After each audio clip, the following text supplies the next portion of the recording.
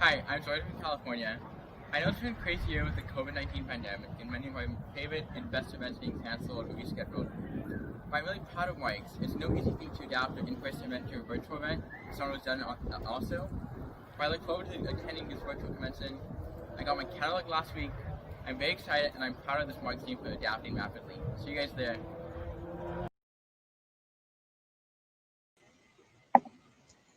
Good evening, everyone, and thanks to Jordan Miner for sharing his excitement about our upcoming virtual event over the next weeks. Just wanted to also mention that if anybody else wants to share their excitement, message us on our Facebook page, and you too might be able to see yourself one of our upcoming announcements.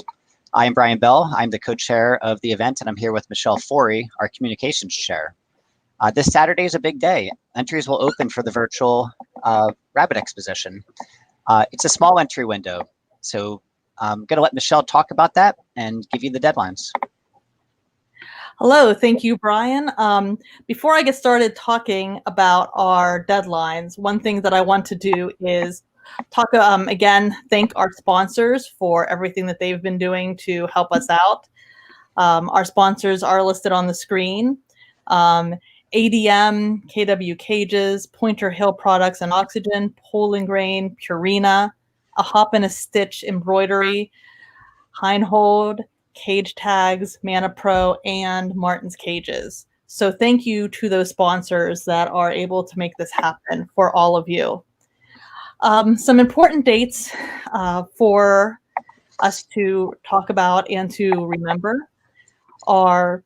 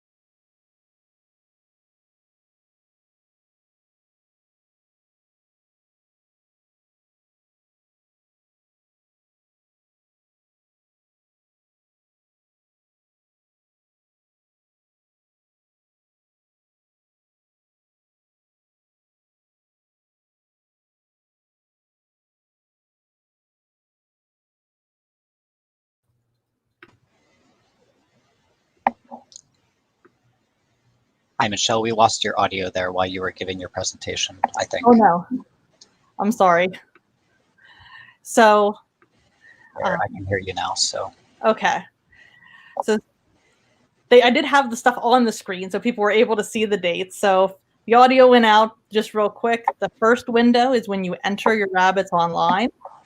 That goes until the 25th. The portal will close.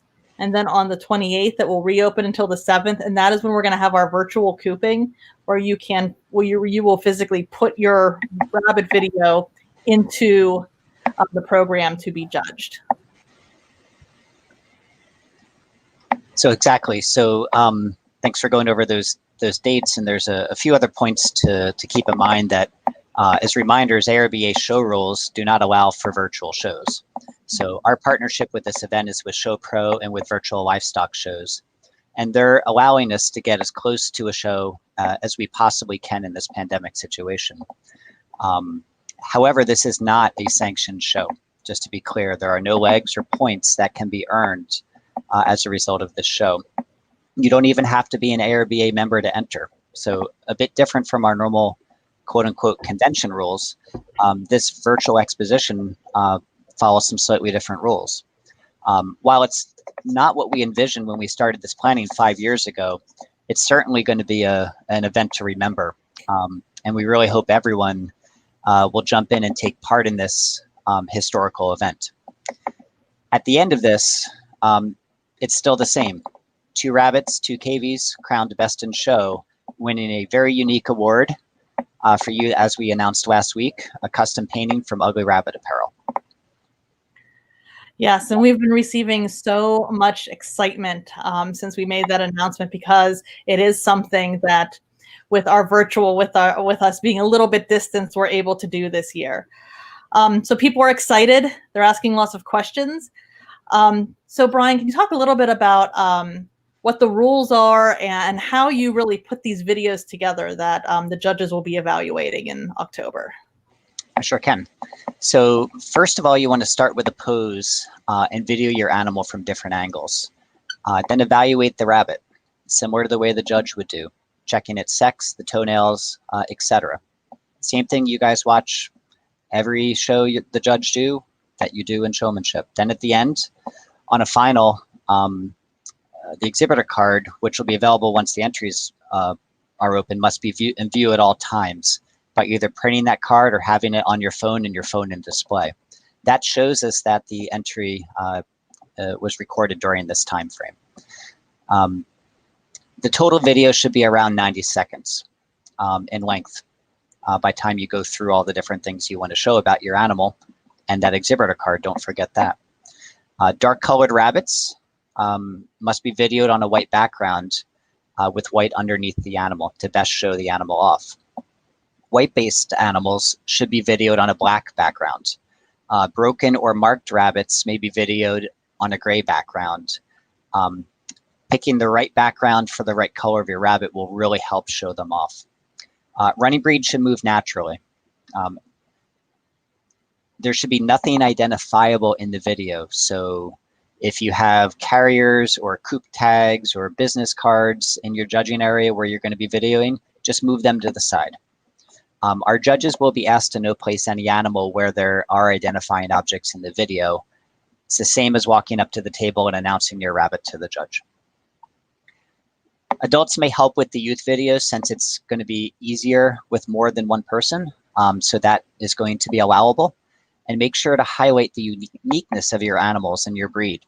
And Michelle, I know you've been receiving quite a few questions about Angoras in particular, so can you speak a bit about that, please? I can, and one of the things is, I don't want to say that we're making this up as we go along, but we're learning new things on the best way to do this as we go along.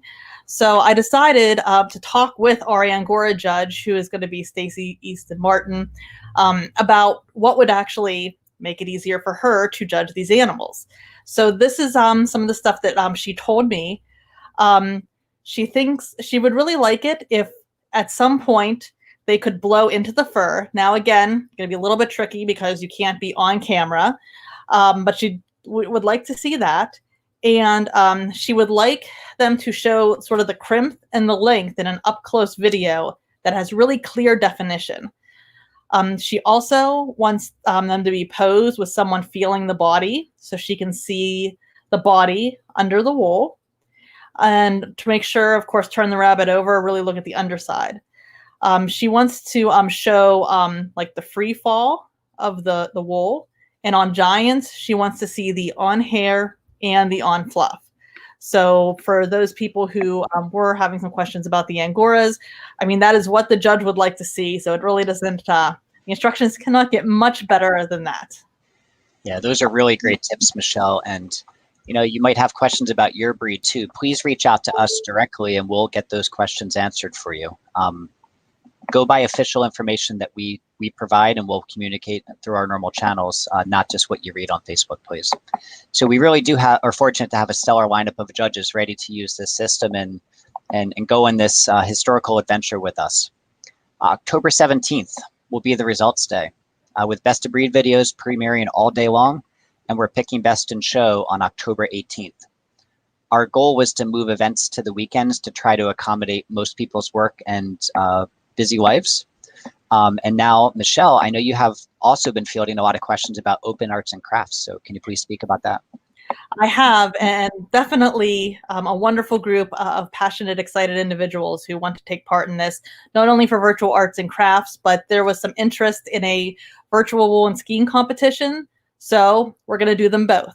They are going to be entered through the same portal that you're entering your rabbits. So it'll really be a one-stop place. You can enter your crafts, you can enter your rabbits, you can enter, your wool products, everything in one place. They're going to be following the same deadlines as the rabbits. And what we decided to do is if you go to our website and you look under virtual entry info, there's actually a webpage dedicated to arts and crafts. Somebody suggested yesterday to add a digital art competition because we are digital. So why not enter a digital art? So we actually added that yesterday. And so all of the entry information and rules are on there. But if there's a question about something or something that doesn't quite make sense, again, please contact us. We're updating that website almost daily, and we are on Facebook daily. So we are able to very quickly get back to you guys if you have any questions or concerns. We try to make sure that every question on our Facebook page gets answered as promptly as we can, working around kids and jobs and all of the other things that keep us busy. So I was looking, if anybody has any questions, you can feel free to type them as a comment, and we can try to address them if there's something else you wanted us to cover. The catalog is a great resource, and you can get a digital copy for $10 from our website. It's an instant download. They send, once you purchase it, it sends a link to your email for you to download the catalog.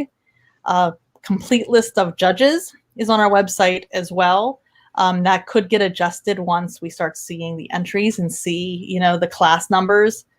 But our starting judges are on there as well.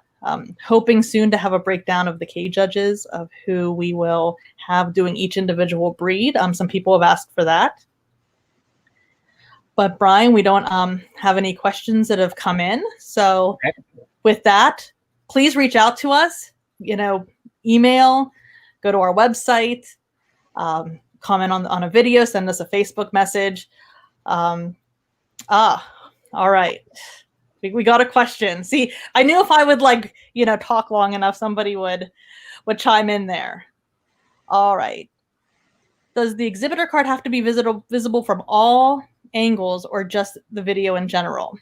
So basically the video in general, and you can't really, you're not supposed to edit the video. This isn't supposed to be something where you're cutting pieces of different, videos. So obviously, if you're looking down on your rabbit, the card may not be visible, but if it's one continuous video where we've seen that card at the beginning, if you move around, like you're zoomed in on the rabbit, the card's not going to be visible. So that's a great question. Mm-hmm. But yes, it doesn't have to be all angles. Because it's printable, you can also print multiple copies and place them around your showing area as well. So you could place one on the carpet, you could place one to the right behind, one to the left behind the animal. So as you move, you can still see the continuity of the card in the video. Like Michelle said, this isn't something where we want you to take 10 hours of video and edit it down to 90 seconds. The intention is to have a streamlined, easy to take video with the card showing as much as possible. So that's good advice. Okay. Got another one. Will there be breed-specific instructions where we register edge to what to include in the video?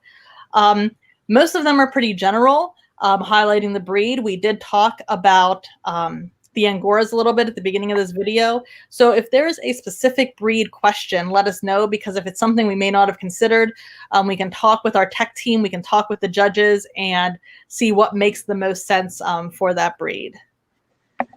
Another question here.